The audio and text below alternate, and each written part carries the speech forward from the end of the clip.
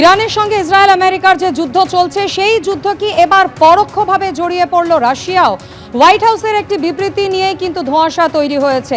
যেমনটা বলা হচ্ছে যে ইরানকে গোয়েন্দা তথ্য দিয়ে সাহায্য করছে পুতিন, এমনটাই দাবি করা হয়েছে হোয়াইট হাউসের পক্ষ থেকে। গোয়েন্দা তথ্য দিয়ে রাশিয়া যুদ্ধে সাহায্য করছে ইরানকে, ওয়াশিংটন পোস্টের রিপোর্টে এমনটাই উল্লেখ। ধারাবাহিকভাবে আমেরিকা সম্পর্কে গোয়েন্দা তথ্য দিয়ে ইরানকে সাহায্য করছে আমেরিকা। ইরান যাতে নির্দিষ্ট লক্ষ্যে হামলা চালাতে পারে সেই লক্ষ্যেই এই সাহায্য, এমনটাই অভিযোগ আমেরিকার।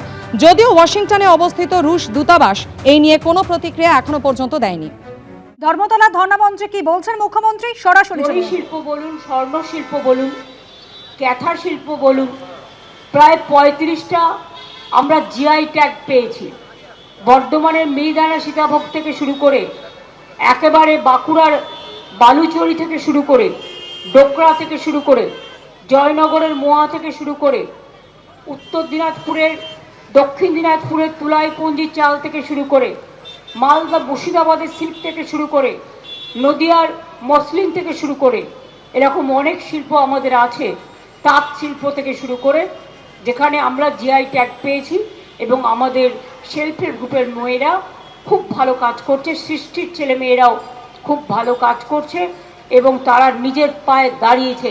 আমরা প্রায় 12 লক্ষ সেলফ হেল্প গ্রুপ তৈরি করেছি, এটা বাংলার গর্ব। এবং 6টা যে ইকোনমিক করিডোর হচ্ছে সারা বাংলাকে জুড়বে। অলরেডি পুরুলিয়ায় জঙ্গলমহলে 72,000 কোটি টাকার বিনিয়োগ করে ওখানে জঙ্গল সুন্দরী ইন্ডাস্ট্রিয়াল বড় হাব তৈরি হচ্ছে। সেল গ্যাস তৈরি হয়েছে দুর্গাপুরে,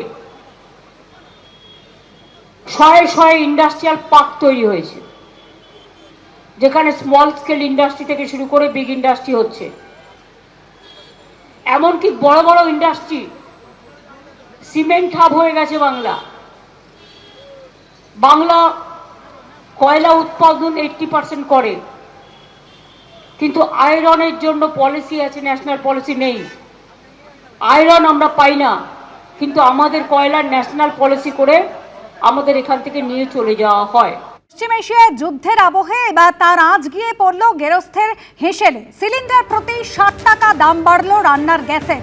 গতকাল থেকেই ঘরোয়া এবং বাণিজ্যিক রান্নার গ্যাস তার দাম বাড়ানো হয়েছে। ঘরোয়া রান্নার গ্যাসের দাম এক লাফে বাড়ল সিলিন্ডার প্রতি 60 টাকা। আর কলকাতায় যার ফলে রান্নার গ্যাসের দাম বেড়ে হয়েছে 939 টাকা। একেবারে রান্নার গ্যাস যা 14.2 কেজি সিলিন্ডার প্রতি 939 টাকা এখন দাম হয়েছে। অন্যদিকে বাণিজ্যিক গ্যাস 19 কেজি 1990 টাকা তার দাম বৃদ্ধি হলো। আমাদের প্রতিনিধি অরিত্রিক ভট্টাচার্য রয়েছেন আমাদের সঙ্গে। অরিত্রিক, এই যুদ্ধের জেরে পেট্রোপণ্যের দাম বাড়বে এরকম একটা আশঙ্কা ছিল, সেই আশঙ্কা এবার সত্যি হলো? দেখো, আশঙ্কা সত্যি হলো তো বটেই, তার সঙ্গেও এই আশঙ্কার জায়গাটা আরো যে বাড়বে না সেটাও কিন্তু স্পষ্টভাবে বলা যাচ্ছে না। তার কারণ মূল যে পরিস্থিতি দাঁড়িয়েছে সেটা দেখা যাচ্ছে যে আমাদের এখানে প্রত্যেক মাসে 1 তারিখ বাণিজ্যিক অথবা বাড়ির গ্যাস তার দামের একটা রিভিশন হয়। গত কয়েক মাসে যেটা দেখা যাচ্ছিল যে ঘরের যে গ্যাস, সাধারণ যে গ্যাস সিলিন্ডার 14.2 কেজি, সেই দামটা কিন্তু দীর্ঘদিন স্টেডি ছিল, ওই 879 জায়গাতেই ছিল। কিন্তু বাণিজ্যিক গ্যাসের দাম গত 2 মাসে কখনো 49 টাকা, কখনো 80 টাকা এরকম বেড়েছিল।